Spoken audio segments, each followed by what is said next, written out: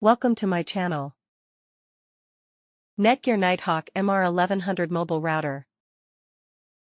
Insert SIM card and battery. Remove the back cover of the router. Insert a compatible SIM card from your mobile carrier.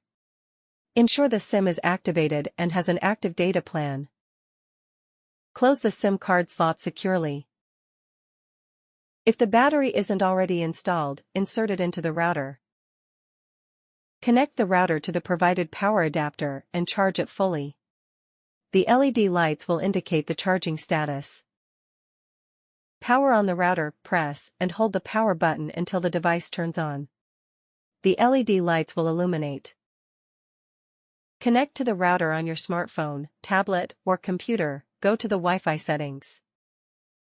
Look for the default Wi-Fi network name, SSID, and password printed on the label of the router, usually located on the back or under the battery. Connect to the Wi-Fi network using the provided password. Open a web browser on a connected device. Enter the router's default IP address, http://192.168.1.1 or http://192.168.0.1. Log in using the default credentials, username, admin password, or check the label on the router for the default password. Thanks for watching.